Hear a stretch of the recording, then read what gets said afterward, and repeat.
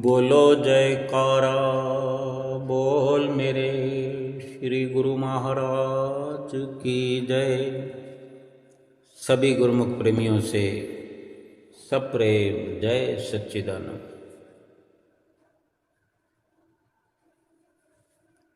श्री परमहंस गुरुदेव के चरण पखारूं नित,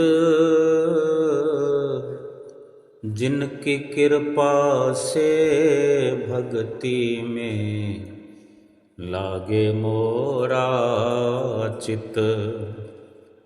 आप प्रगटे इस जगत में जीव काज संवारने, शब्द नाव बनाए सुंदर दुखद जीव उबारने।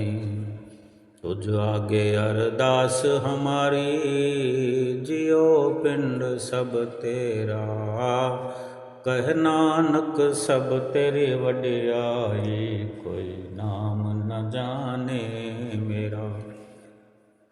नम्रता और दीनता से भेंट सतगुरु लीजिए, मैं हूँ शरणागत तुम्हारी, दास अपना कीजिए।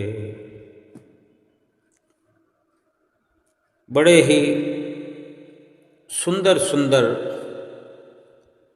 महापुरुषों के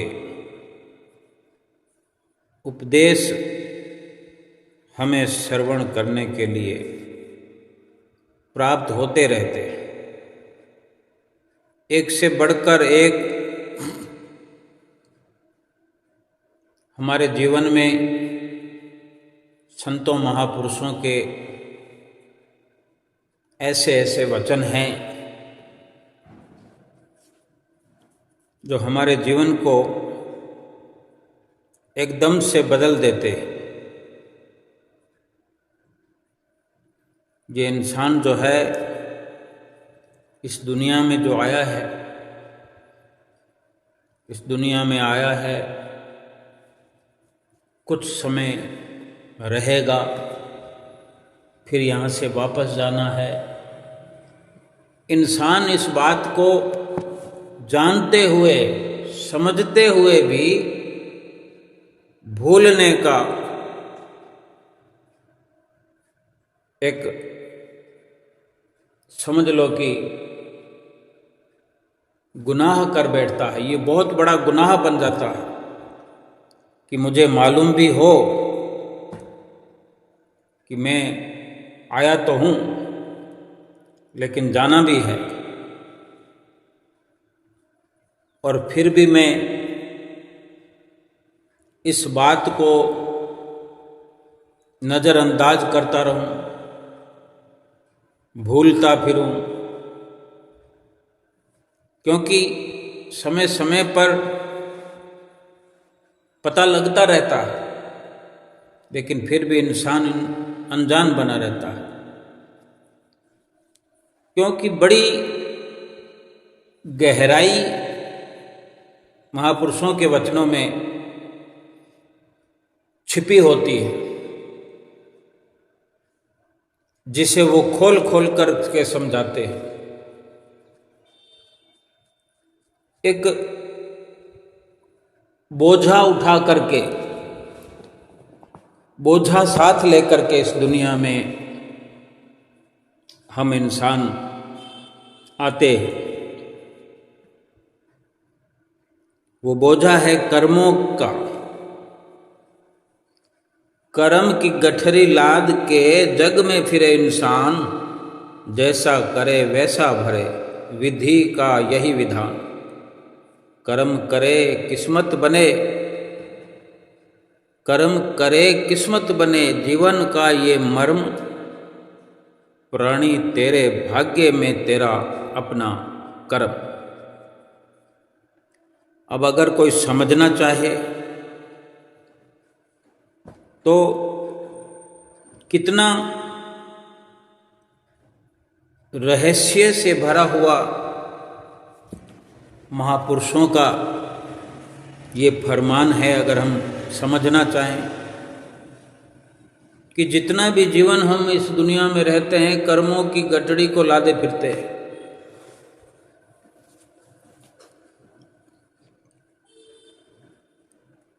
अब कर्म जो करते हैं वो किस्मत बन जाती है, भाग्य बन जाता है। इनका तालमेल आपस में बना रहता है। जो कर्म है वही भाग्य है, जो भाग्य है वही कर्म है।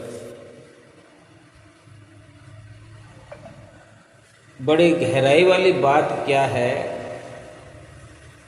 कि जो इंसान जैसा करेगा वैसा उसे भरना पड़ेगा, भोगना पड़ेगा।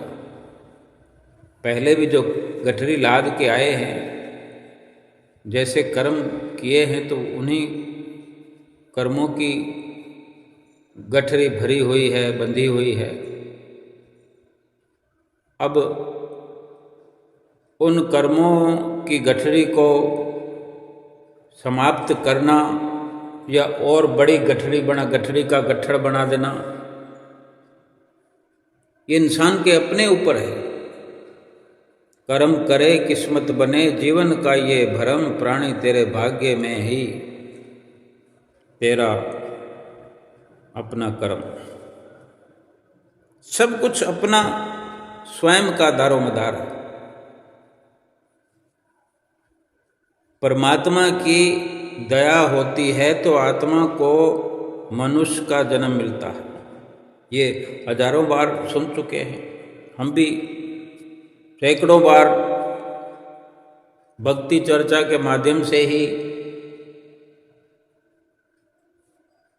जिक्र करते रहें। यानी चर्चा का विषय कोई भी हो, लेकिन ये अक्सर बीच में जिक्र आता है परमात्मा का, परमात्मा की दया का, कि उसकी कृपा से, उसकी अनुकंपा से, कृपा ही क्या बल्कि असीम कृपा से हमें मनुष्य जन्म मिल गया है। आज फिर जिक्र कर रहे हैं, फिर विचार करने की जरूरत है। अब इस पर और थोड़ी सी दया हुई है कि सतगुरु मिल गए हैं, सत्संग मिल गया है, और ये उससे भी बढ़कर दया हुई जो सतगुरु ने हमें नाम दे दिया, नाम बख्श दिया। एक जादू के तमाशे जैसी ये दुनिया है। जैसे कोई जादूगर तमाशा दिखाता है कि नहीं, हर किसी ने जादूगर का तमाशा बचपन से लेकर अब तक देखा ही होगा। और बचपन के साथ साथ फिर बड़े होने पर भी थिएटर में जा कर के भी अनेकों लोग टिकट खरीद कर भी देखते हैं। वो स्टैंडर्ड जादूगर हुआ करते हैं जो कुछ चकाचौंध में अपने करिश्मे दिखाते हैं, जादूगरी के फन को सामने हमारे रखते हैं, कुछ का कुछ बना देते हैं, हाथ में कुछ लेकर के खड़े होते हैं, थोड़ी सी छड़ी घुमाते हैं और एकदम से कुछ का कुछ कर देते हैं। कागज का नोट बना देते हैं, नोट को कागज बना देते हैं। महापुरुषों ने क्या फरमाया है, ए जो दुनिया सिहर मेला दस्तगिरी नाही। ये दुनिया एक जादू के तमाशे जैसी है, कुछ भी सच नहीं है, सब का सब झूठ है, सब झूठ है। सच्चा तो केवल नाम है, प्रभु का नाम है जिससे सच्चा कहा जा सकता है।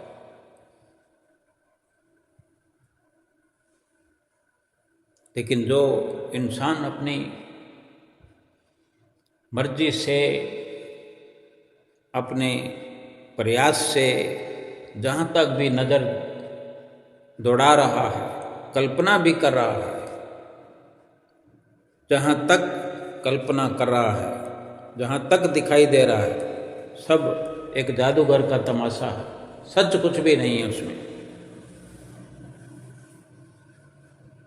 जब कागज के नोट बना देता है मझधारी जादूगर, ये अक्सर हमने जीवन में देखा होगा, तो जो छोटे मोटे मझधारी हैं वो चंद सिक्के बना देते हैं, यानी उनमें सिक्का बनाने की क्षमता होती है। 2, 4, 5 बना दिए, एक जगह नहीं कई जगह वो गलियों में शाम तक, सुबह से शाम तक करते रहते, तो कई बार सिक्के बना बना करके दिखाते हैं।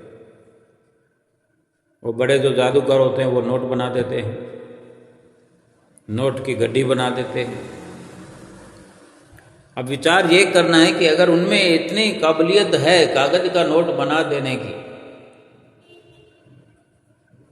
तो फिर सोचो वो तो घर बैठे नोट ही बनाते रहेंगे, उन्हें क्या ज़रूरत है पैसा कमाने के लिए, ये सब परेशान होने की, दुखी होने की, एक जगह से दूसरी जगह भटकने की। इसलिए महापुरुषों ने जो है अनुभव किया है कि ये सब का सब झूठा है। जो हमें लगता है वो हमें दिखाता है, लेकिन उनकी जादूगरी जो है वो कायम नहीं रह पाती। नहीं तो क्या वो दुनिया को उलट पुलट न कर दे, और बहुत कुछ बना देते हैं। वो पक्षी बना देते हैं। इससे ज़्यादा कहने की ज़रूरत नहीं है, बल्कि समझने की ज़रूरत है।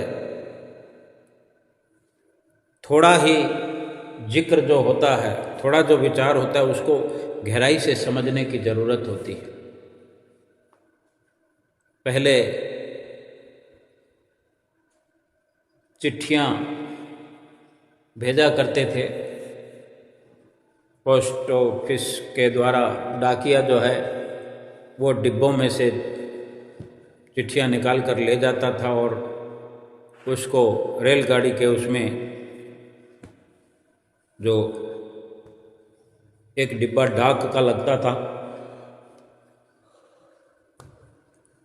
उसमें अनेकों बोरे भरे होते थे चिट्ठियों पत्रियों के, कोई कहीं से एकत्र होके फिर जहाँ उसको जाना होता, चिट्ठियों को पहुँचाना होता था गाड़ी के अंदर, जहाँ जहाँ बीच में स्टॉपेज होते थे वहाँ उतार लिया जाता था वो बोरा, और फिर वहाँ उस शहर में, उस गांव में वितरण की जाती थी। जिसके नाम की चिट्ठी होती थी वो पोस्ट ऑफिस, वहाँ का जो पोस्ट ऑफिस होता था, वहाँ के जो पोस्टमैन होते थे वो चिट्ठियाँ फिर वितरण करके आते थे। उसमें क्या समझना चाहते हैं हम कि उसमें जो अक्सर हम चिट्ठी लिखते थे कहीं, एक तो पोस्ट कार्ड होता था, एक अंतर्देशीय पत्र होता था, और एक क्रीम कलर का लिफाफा होता जो बंद होता था। चिट्ठी लिखकर उस लिफाफे में डालकर फिर उसको गोंद लगा होता था, उसको बंद कर देते। किसी भी लिखे लिफाफे में या अंतर्देशीय जो पत्र होता था उसको पूरा खोल के लिख करके फिर उसको चौरस करके बंद कर देते। और पोस्ट कार्ड तो खुली किताब है, कोई भी अक्षर हम लिखा करते थे उस वक़्त, तो हम नीचे लिखते थे लास्ट में कि पत्र को तार समझना, और थोड़ा लिखा ज़्यादा समझना, और जवाब जल्दी देना। ये एक पैगाम जिनसे संबंध होता उनके लिए कि भाई जो हमने लिखा है उसका जवाब ज़रूर देना है। कहीं भूल चूक हो गई हो तो अगर ये मैसेज थोड़ा है तो इसको ज़्यादा समझ लेना, ज़्यादा इससे हम नहीं कह सकते, आप खुद समझ लेना, आप समझदार। थोड़ा लिखा ज़्यादा समझना, और पत्र को तार समझना। और तार जो जिसको टेलीग्राम, जहाँ कभी कहीं ज़रूरत ज़्यादा होती थी, इमरजेंसी होती थी, तो टेलीग्राम वो तार घर में जा कर के वो कार्रवाई करनी पड़ती थी। तो फिर उसके लिए कुछ इमरजेंसी ये पैगाम पहुंचाए जाते थे, उसमें कुछ खर्चा ज़्यादा आता था। तो पोस्ट कार्ड के माध्यम से ये हम जतलाना चाहते थे कि थोड़ा लिखा ज़्यादा समझना, पत्र को तार समझना, मतलब इसकी वैल्यू को, कदर को जानते हुए जवाब जल्दी देना। हम इंतज़ार कर रहे हैं। यही हम समझना चाहते हैं कि जितना भी हम समझना चाहें अपने आप से समझ सकते हैं। महापुरुषों ने इशारा हमें समझा दिया है कि ये दुनिया तमाशा है, तमाशा है, तमाशा है, जादू है, जादू है। असलियत इसमें कुछ नहीं है। इसको ज़्यादा से ज़्यादा गहराई में जा कर के समझने की हमारी ज़रूरत है, अगर हम समझें। अब सोचो कि सारी दया परमात्मा की ही हो रही है, फिर हम अपने कर्मों की जो गठरी लाद करके फिर रहे हैं, कब तक ये बोझा उठाएंगे? क्यों नहीं महापुरुषों के वचनों पर गौर करते हम? क्यों नहीं अमल करते? क्योंकि वे रात और दिन चिता रहे हैं, समझा रहे हैं, जतला रहे हैं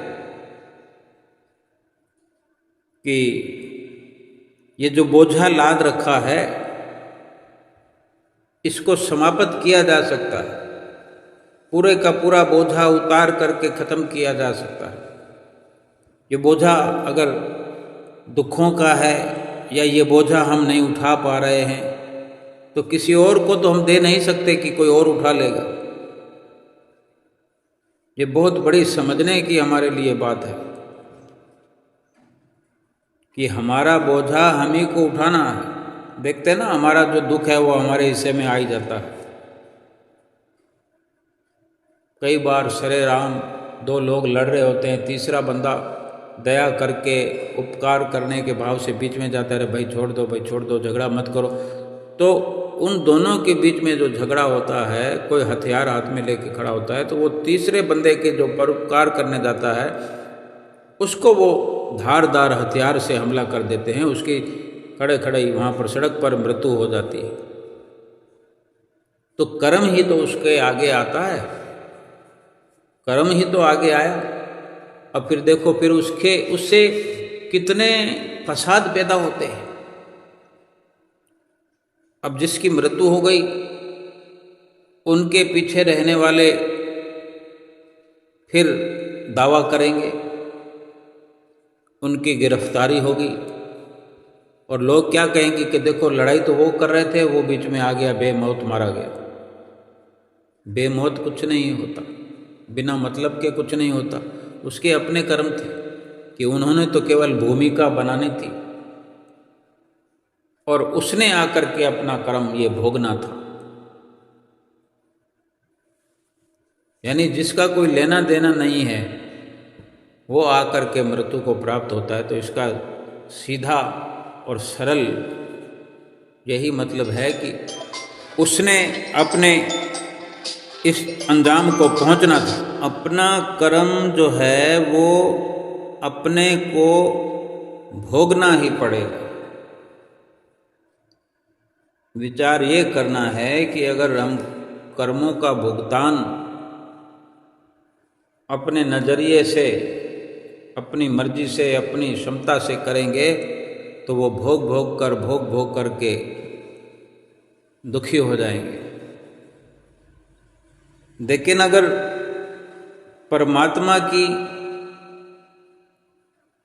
बड़ी कृपाएं, बड़ी रहमतें हो चुकी है कि मनुष्य जन्म भी मिला, सत्संग भी मिला, सतगुरु की शरण भी मिली, नाम भी मिला, तो विचार करना चाहिए कि जीवन में ऐसा अवसर क्यों मिला हमें। मनुष्य तो दुनिया में बहुत है, मनुष्य जन्म तो अरबों लोगों को मिला, करोड़ों अरबों को मिला इस संसार में, लेकिन सतगुरु किस लिए मिले? सतगुरु की शरण किस लिए मिली? सतगुरु से नाम प्राप्ति का क्या लक्ष्य है, क्या मकसद है। और सोचो कि सत्संग की लगातार प्राप्ति हो रही है, तो ये जरूरी हो जाता है कि हमें सत्संग के वचनों पर गौर करना चाहिए। नाम जो बख्शिश हुआ है उसके बारे में विचार करना चाहिए। जो सतगुरु वचन फरमाते हैं, बार बार सोचना चाहिए, बार बार विचारना चाहिए कि रोज हमें भक्ति करने के लिए, मोह माया की नींद से जगाने के लिए, इस लोक को सुखी और परलोक को सुहेला बनाने के लिए हिदायत फरमाते हैं कि नाम जपो, नित नियम निभाओ। और बहुत बड़ी दुविधा ये है कि भजन सुमरन करने में, नित नियम 5 निभाने में आलस्य करते हैं, लापरवाही करते हैं और फिर मजबूर होकर बैठ जाते हैं। क्या करें? कोई कहता है टाइम नहीं मिलता, कोई कहता है मन नहीं लगता, कोई कहता है कि अगर लिखा होगा तकदीर में तो अपने आप भगवान करा लेगा। अनेक प्रकार की विचारधारा इंसान अपनाए हुए इस जीवन को व्यतीत कर रहा है, ख़त्म कर रहा है। ख़त्म ही तो हो रहा है। अपने अपने नज़रिए से हर कोई विचार करता होगा, लेकिन सच्चाई यही है कि जीवन खत्म हो रहा है। सतगुरु की शरण मिली है, उनसे जो सत्संग मिलता है, उनके जो वचन होते हैं, उसमें रात और दिन यही समझाया जाता है कि कर्मों को काटने के लिए, कोई अनहोनी से बचने के लिए, बड़े से बड़े तूफान जैसे दुखों से छुटकारा पाने के लिए भजन सुमरन, नित्य नियम, सेवा, सत्संग बहुत जरूरी है जीवन में। दर्शन और ध्यान दुनिया के हर किसी काम से अधिक ये जरूरी है। लेकिन बार बार ये अभ्यास करे, बार बार अभ्यास करे, हद दर्जे का प्रयास करे, तो फिर ये हो नहीं सकता कि कर्म हल्के ना हो, दुख मिट ना जाएं, ये लोग सुखी ना हो, ऐसा तो हो ही नहीं सकता। सभी कर्म कट जाएंगे, राख की तरह हो जाएंगे, जलकर राख हो जाएंगे, भस्म हो जाएंगे।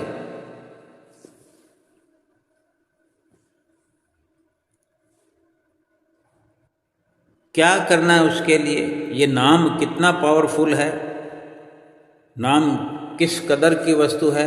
फरमाते हैं, जब ही नाम हृदय धरा, भया पाप का नाश, मानो जिंदगी आग की, पड़ी पुराने घास।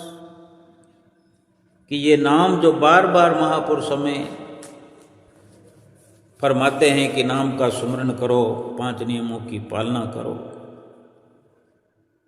फरमाते हैं कि जब ये नाम हृदय में प्रवेश कर जाता है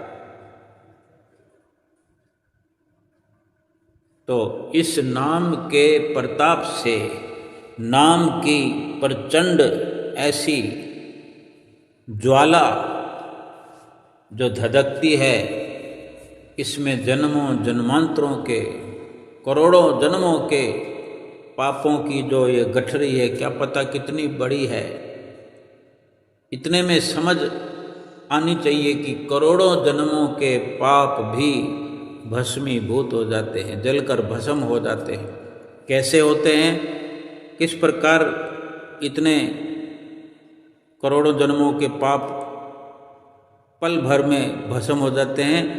ठीक उसी प्रकार जैसे क्विंटलों के क्विंटल, मणों के मण घास का ढेर लगा हो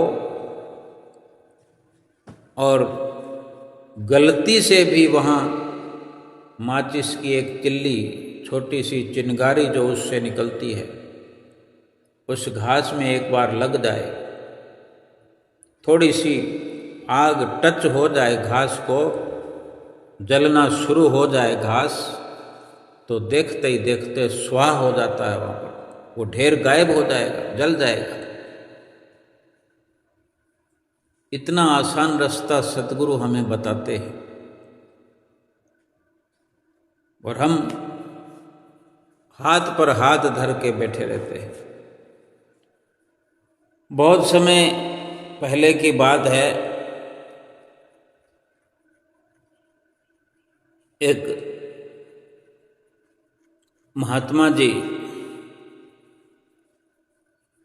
सत्संग सुना रहे थे। उन्होंने ये कथा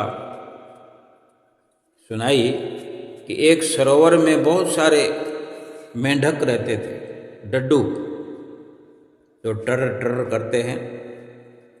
कोई मेंढक कहता है, कोई डड्डू कहता है। सरोवर के बीचों बीच एक पुराना कोई खंबा लगा हुआ था। यूं ही खंबा लगा हुआ था, कोई लाइट का खंबा नहीं था। उस सरोवर को बनवाने वाले राजा ने वो लगवा दिया था। काफ़ी ऊंचा खंबा था और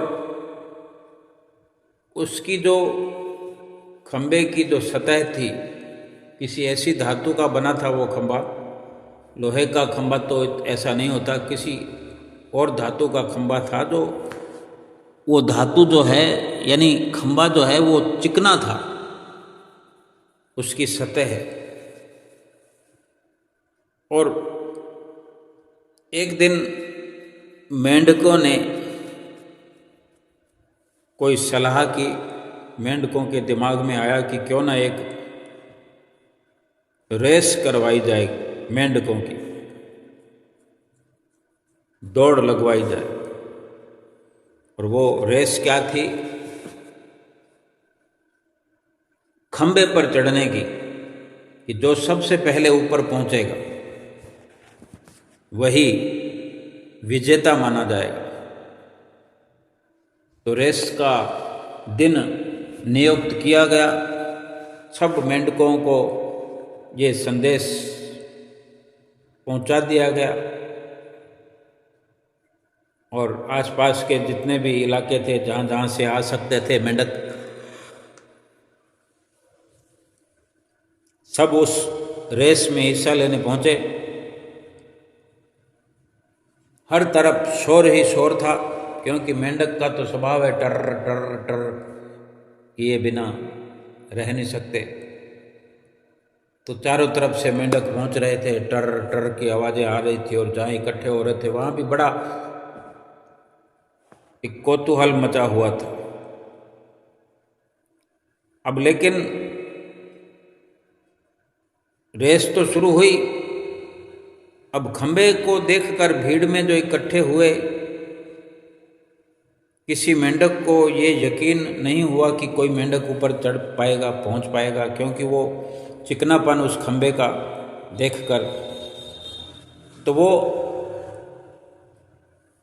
सभी लोग अपने अनुभव से यही कह रहे थे कि अरे ये भाई बहुत कठिन है, क्योंकि जो रेस में हिस्सा लेने वाले थे उनकी एक लिमिट थी और बाकी के मेंढक जो है वो रेस को देखने के लिए आए थे। भीड़ अधिकतर तो देखने वालों की हुआ करती है।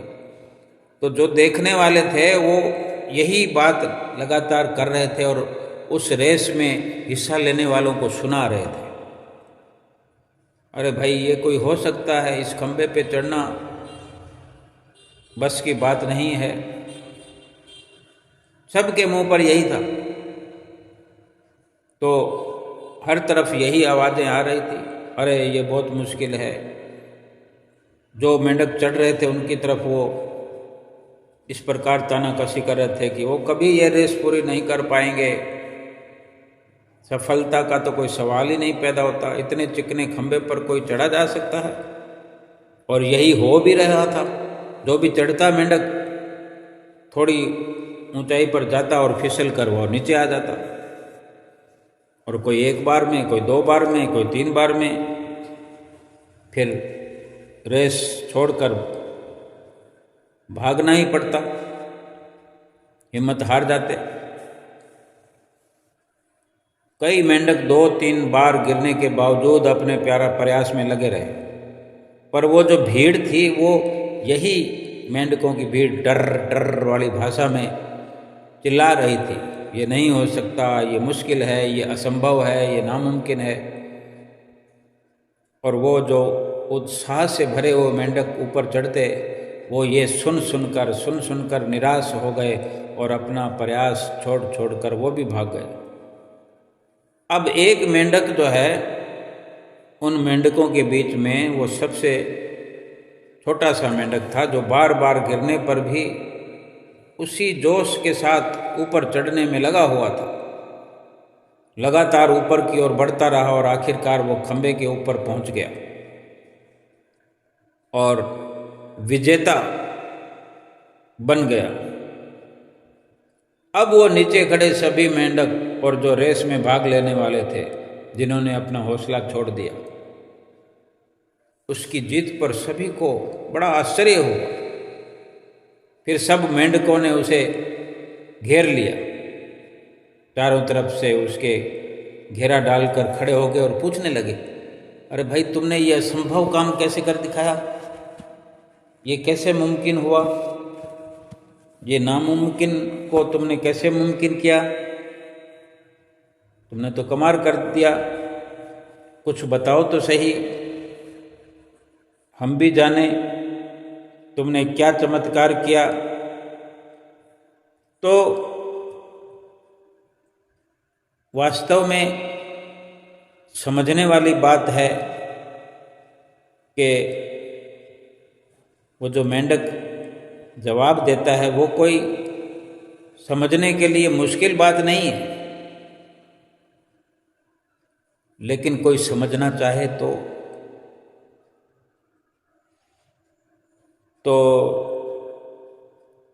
उसने कुछ बताया नहीं। उससे पहले जो वो पूछ रहे थे, भाई तुमने कैसे लक्ष्य प्राप्त किया, तुम्हें ताकत कहाँ से मिली, जरा हम भी बताओ, तुम तो सबसे छोटे हो, तुमने कैसे जीत हासिल कर ली, वो कुछ बोला नहीं।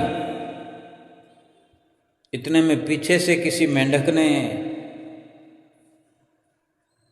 बताया, पीछे से आवाज़ आई एक मेंढक की, अरे भाई उससे क्या पूछते हो, वो बहरा है, बहरा। अगर वो सुन सकता होता, इतनी देर से तुम पूछ रहे हो तो मैं जवाब ना देता। वो बहरा है, उसे कुछ सुनाई ही नहीं देता। लेकिन रेस का जो सिलसिला ये शुरू हुआ तो बहरों को भी समझा दिया जाता है, सब समझ जाते हैं। अब जो बहरे को समझाने के लिए तो विशेष प्रकार की भूमिका निभानी पड़ती है, इशारों से समझाना पड़ता है। अब जब खंबे पे चढ़ रहे तो वो इशारे क्यों देखेगा, वो अपने काम में मस्त था, कान उसके बहरे थे। अब जितनी आवाज़ें डर डर के आ रही थी, जो मेंढक अपनी भाषा में जितना कह रहे थे, उसका हौसला तोड़ रहे थे, वो तो उसे सुनाई नहीं दे रहा था। वो तो अपने लगा हुआ था, उसको किसी से कोई मतलब नहीं कोई क्या कह रहा है, क्योंकि वो ना उसको सुनाई देता है, ना कोई वो भ्रमित होता है। और अपना प्रयास करता रहा और आखिर चढ़ गया और बाजी जीत गया। महापुरुष हमें समझाने के लिए ये सारे उदाहरण इस्तेमाल करते हैं, कहानियाँ सुनाते हैं, चाहे उसमें कितनी भी सच्चाई हो, हमारे समझने के लिए तो पर्याप्त है। अक्सर हमारे अंदर अपना लक्ष्य प्राप्त करने की काबिलियत तो भरी पड़ी है। भला सोचो, ये तो मेंढक की बात है, हम तो फिर इंसान हैं। इंसानों के भी अगर उदाहरण अगर हम समझना चाहें तो आज इंसान कितनी तरक्की कर गया है। 50 साल पहले के इंसान को देखो समझो, 100 साल पहले के इंसान को देखो समझो, कैसी पढ़ाई होती थी, कैसे आविष्कार होते थे, और आज को देखो। ये सारे अभ्यास का नतीजा है ना। अभ्यास करने में सफलता विफलता सब हाथ लगती रहती है, लेकिन जो ठान लेता है वो उसी चीज़ को प्राप्त करके छोड़ता है। तभी तो आज के आधुनिक युग में इतनी बढ़ोतरी हो रही है। कहाँ से कहाँ इंसान चांद पे पहुंच गया। हमारे अंदर इतनी काबिलियत होने पर भी भजन सुमरन जो हम नहीं कर पाते हैं, ये काबिलियत तो हमारे अंदर है, लेकिन नकारात्मकता की वजह से हम खुद को बहुत कमज़ोर मान लेते हैं। हमने अपने आप को कमज़ोर मान लिया है और कमज़ोर मानकर ही अपनी ज़िंदगी गुजार रहे हैं और ज़िंदगी को ख़त्म कर लेंगे। ज़रूरत इस बात की है कि हमें कमज़ोर बनाने वाली जो हर आवाज़ है, चाहे हमारे भीतर से ही ये आवाज़ें आ रही हों, हमारे साथ जो ये मन लगा हुआ है भटकाने के लिए, मन की सेना लगी हुई है, ये काम क्रोध लोभ मोह अहंकार लगे हुए हैं, ये भजन करने नहीं देते। ये कमज़ोर बनाने वाली हर जो आवाज़ हमें बरगलाने के लिए, तो हमें बहरा बन जाना चाहिए। इन आवाज़ों को, इन नकारात्मकता को गौर नहीं करना चाहिए। और ऐसे जो दृश्य हमें कोई दिखाता हो, हमें तोड़ता हो, हौसला हमारा ख़त्म करता हो, अंधे बन जाना चाहिए। सतगुरु ने जो हमें बार बार हिदायत फरमाई है कि तुम कर सकते हो, तो हमें अपने आप से ये जानने की अधिकांश ज़रूरत है, समझने की ज़रूरत है कि हम उन सतगुरु के शिष्य हैं जिन्होंने अनुभव किया है। वो अपने अनुभव के द्वारा हमें समझा रहे हैं, भक्ति पथ दर्शा रहे हैं और हमें सुमरन 2 घंटे नित्य प्रति फरमाया है, तो हम अवश्य कर सकते हैं। और इसी प्रकार से हम अपने हौसले को सतगुरु का ध्यान करते हुए, सतगुरु के वचन सुनते हुए, सतगुरु की संगत करते हुए, उनके आदर्शों को देखें, समझें, पढ़ें और मनन करें और भजन अभ्यास की राह पर चलें, अवश्य सफलता मिलेगी। जिंदगी को चाहे 4 दिन की हो, चाहे 4 दिन की जिंदगी क्यों ना हो, ऐसे जियो जिंदगी को। महापुरुषों का जो इशारा है, महापुरुषों की जो वचनावली है, उनकी जितनी भी समझाइश है, उनकी जितनी हिदायत है, उसका निचोड़ है ये। चाहे 4 दिन की जिंदगी हो, ऐसे जियो कि जैसे जिंदगी हमें नहीं मिली,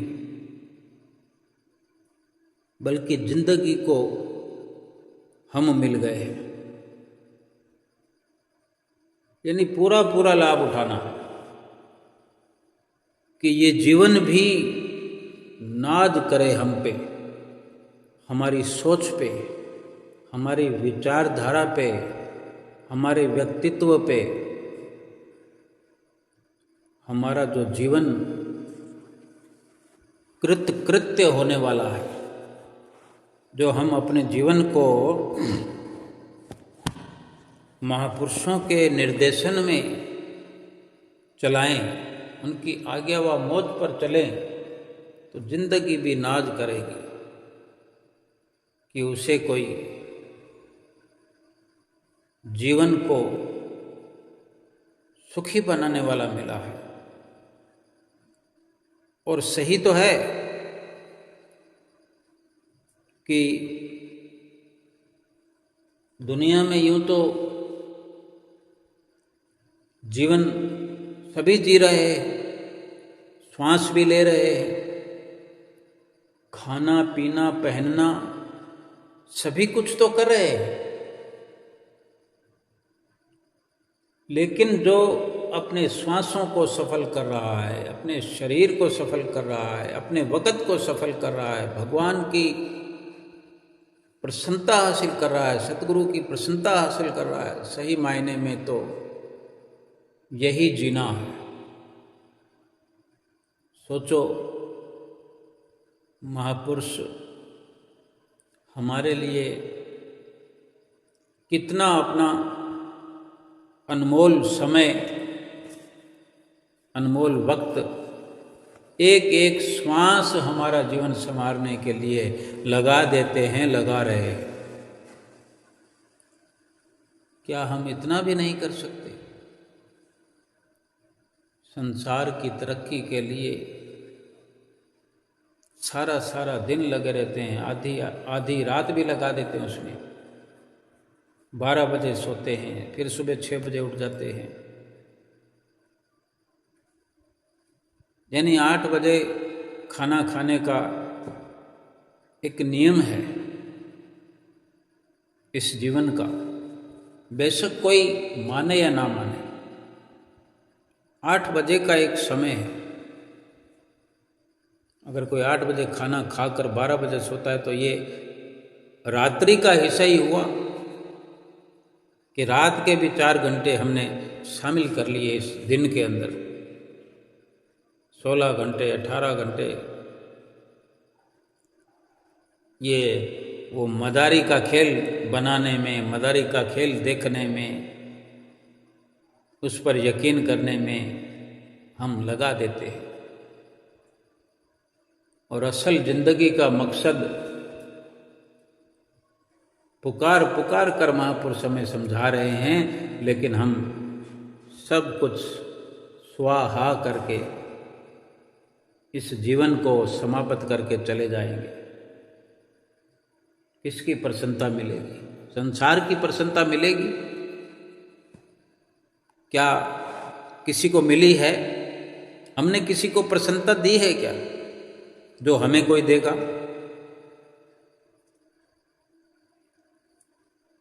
मतलब का हमने हर किसी से रिश्ता बना के रखा हुआ है।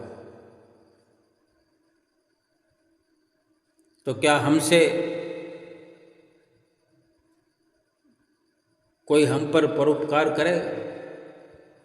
उम्मीद कर सकते हैं? एक सतगुरु हैं जो हमारी कमियों को नज़रअंदाज करते हैं, हमारी गलतियों को नज़रअंदाज करते हैं, हमारे पर्दे ढकते हैं और हमें हौसला देते हैं, हमें नसीहतें देते हैं, हम पर आशीर्वाद लुटाते हैं कि हम अपना जीवन सफल करें, इस जीवन को सुखी बनाएं और 84 लाख योनियों से छुटकारा पा जाए। जहाँ 8 बजे खाना खाने की अगर हम बात करते हैं, ये दिनचर्या में शामिल हो जाए हमारे, बड़े लाभ की बात है ये। यूं ही नहीं दरबार में 8 पौने 8 बजे श्री लंगर हाल शुरू हो जाता है, ज़्यादा से ज़्यादा 8 बजे, वरना पौने 8 बजे, इससे भी कई बार पहले 7:30 बजे लंगर शुरू हो जाता है। कितना खुशहाल जीवन है गुरुमुख प्रेमियों का, जो सतगुरु की राहनुमाई में चल पड़े हैं, चाहे वो दरबार में रहते हों, चाहे घर बार चलाते हों। गुरुमुख प्रेमियों के घरों में भी 8 बजे खाना खाया जाता है, और ज़्यादा देर भी हो जाए तो गर्मियों में 8:30 कर लो। 9 तो बहुत ज़्यादा है, और सर्दियों में 8 नहीं तो 8:30 ज़्यादा से ज़्यादा कर लो। फिर भी हमारे गुरु महाराज जी ने तो श्री दरबार में श्री लंगर का समय 8 बजे रखा हुआ है। सुबह भी 8 बजे नाश्ता, और रात को भी भोजन जो है, डिनर जो है, रात को 8 बजे, और दोपहर वाला 12:30 बजे। कितनी सुंदर इस जीवन की रूपरेखा हमारे श्री परमहंसों ने बनाई है, हमें जीना सिखलाया है। कैसे उठना है, कैसे बैठना है, कैसे सेवा को अंजाम देना है, कैसे दोपहर का आराम करना है, कैसे रात्रि को विश्राम करना है। जिस भी गुरुमुख ने अपने श्री परमहंसों से ये सीख प्राप्त कर ली है, जिसने ये सतगुरु की रहनुमाई को अपना लिया है, उसके जीवन में फिर भजन सुमरन के लिए भी कहीं कोई आलस, प्रमाद, कोई लापरवाही, कोई थकान शेष नहीं रहेगा। भजन सुमरन की राह पर अपना असली लक्ष्य समझ करके वो चलते हैं कि जीवन तो यही है, बाकी सब तो मदारी का खेल है। विचार तो हमें करना है कि संसार की तरक्कियों के लिए 15 घंटे तो अमूमन 14-15 घंटे तो हर कोई लगा रहा है पठन पाठन करने में, नौकरी पैसा करने में। इसी प्रकार जीवन व्यतीत हो जाता है। ये शरीर जो अनमोल था, इस शरीर को कहाँ लगा दिया? मदारी के खेल जैसी तरक्की में खर्च कर दिया। जाते वक्त हाथ पल्ले कुछ नहीं, केवल कर्मों का पिटारा लेकर आया था, कर्मों की गठरी लाद कर आया था, और कर्मों की गठरी को ही साथ में लेकर जाना है। लेकिन जिसने अपनी लाद कर लाई हुई कर्मों की गठरी को यहाँ खाली कर दिया, ले जाने के लिए लेस मात्र भी जिसके पास ऐसे कर्म भोग नहीं है, ऐसे सकामता वाले मतलब परस्ती वाले कर्म नहीं है, उसका खाता साफ है। जो सतगुरु के ध्यान में निमग्न रह करके रात और दिन इसी प्रयास में, इसी कयास में लगा रहता है कि मैं सतगुरु के बख्शे हुए नाम का सुमरन करूं, ये भीतर ही भीतर ये विचार पुख्ता करता रहता है, संसार के कार्य भी करता रहता है। संसार के कार्य आसान हो जाते हैं, सफलता आसान हो जाता है। किसी को डॉक्टर बनना है, इंजीनियर बनना है, किसी को बिजनेस करना है, किसी को फैक्ट्री खोलना है, ये सब कार्य आसान हो जाएंगे। प्रारब्ध में कमी होगी तो भजन सुमरन से, नित्य नियम से, सतगुरु के आशीर्वाद से वो प्रारब्ध भी लिखा जाएगा। प्रारब्ध की सारी कमियां पेशियां दूर हो जाएंगी और सतगुरु का आशीर्वाद ऐसा मिलेगा कि घर गृहस्थ में, संसार में भी तरक्की, आनंद, खुशियाँ और परलोक भी संवर जाएगा। बोलो जयकारा बोल मेरे श्री गुरु महाराज की जय।